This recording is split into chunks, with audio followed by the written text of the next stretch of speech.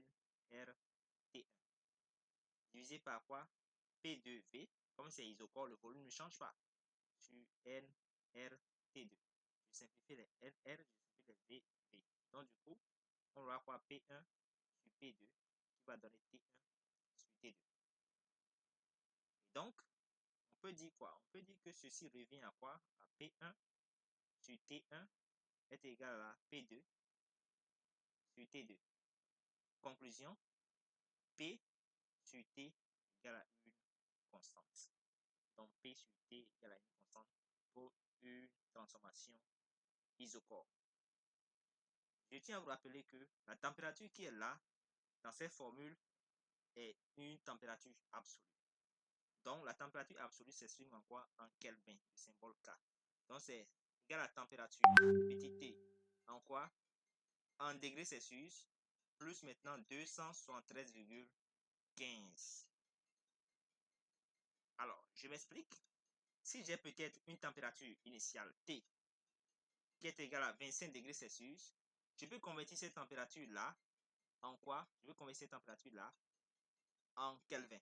Donc, ça fait les 25 plus maintenant 273,15. Et du coup, ça va donner 298,15 Kelvin.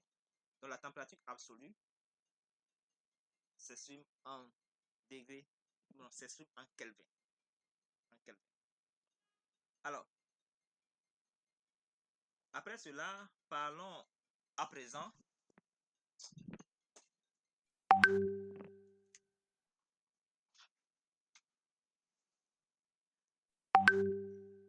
de la physique moderne. Parlons à présent de la physique moderne. Donc, je tiens à vous rappeler, quand on parle de la physique moderne, on parle généralement de quoi? De la relativité et puis de la mécanique quantique.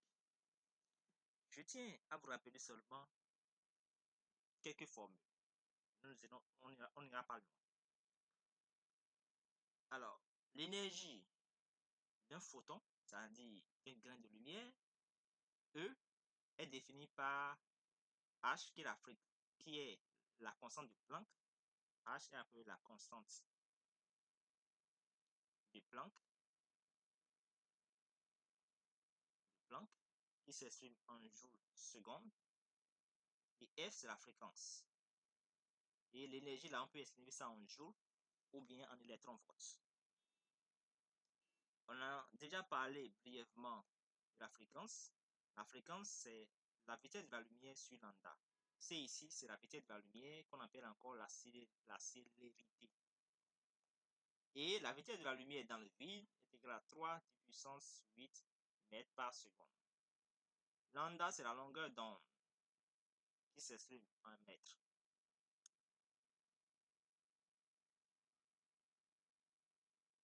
La charge élémentaire E est égale à 1,6 puissance moins 19.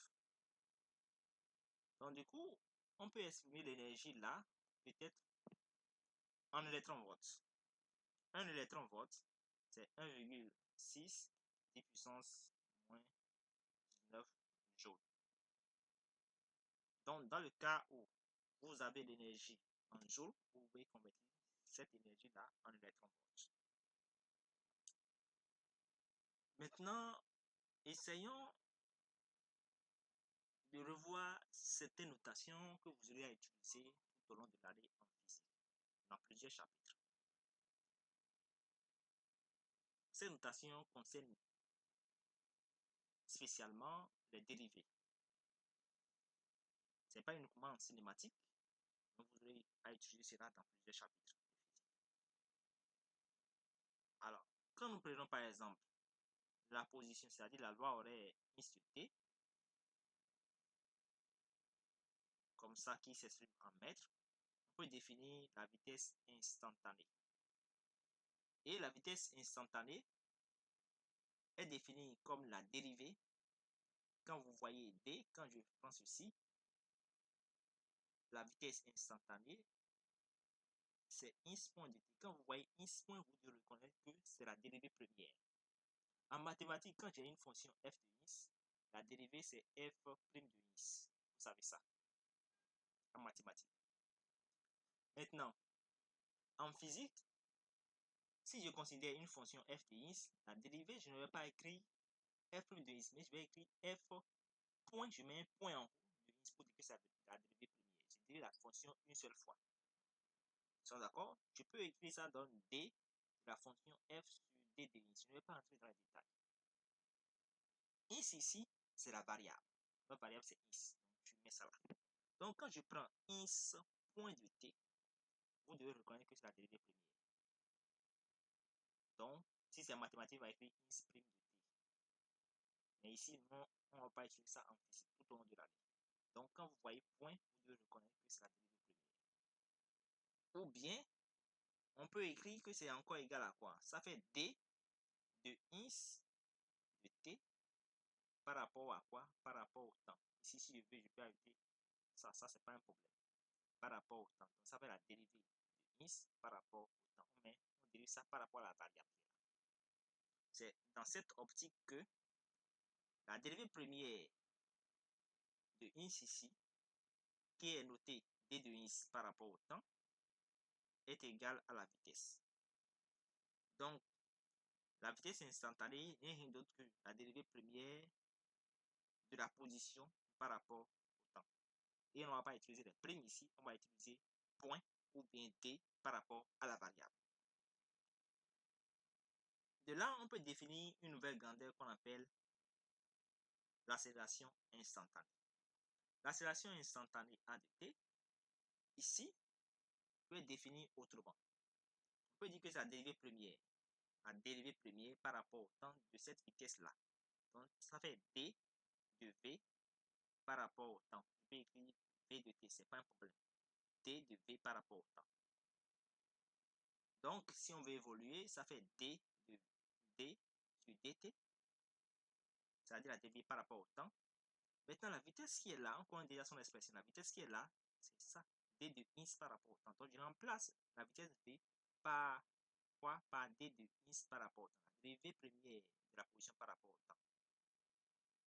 Donc, du coup, en développant, je dis quoi?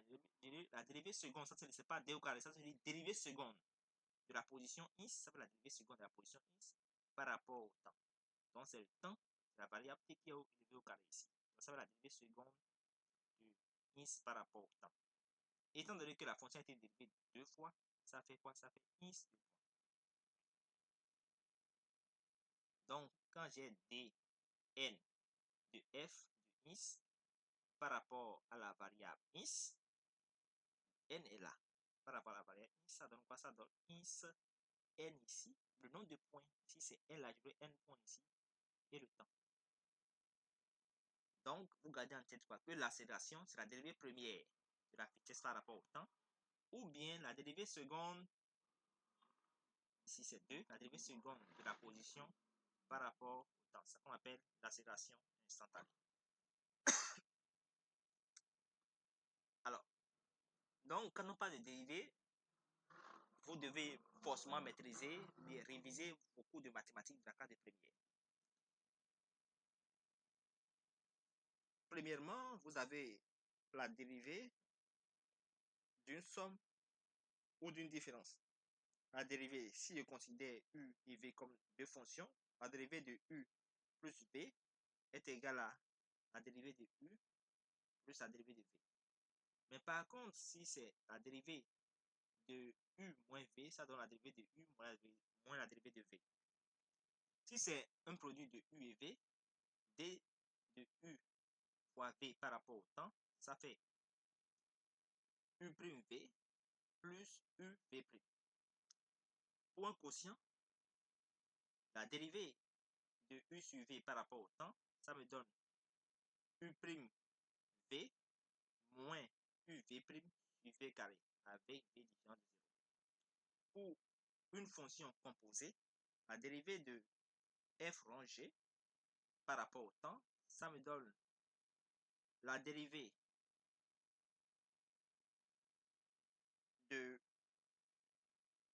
g par rapport au temps multiplié par la dérivée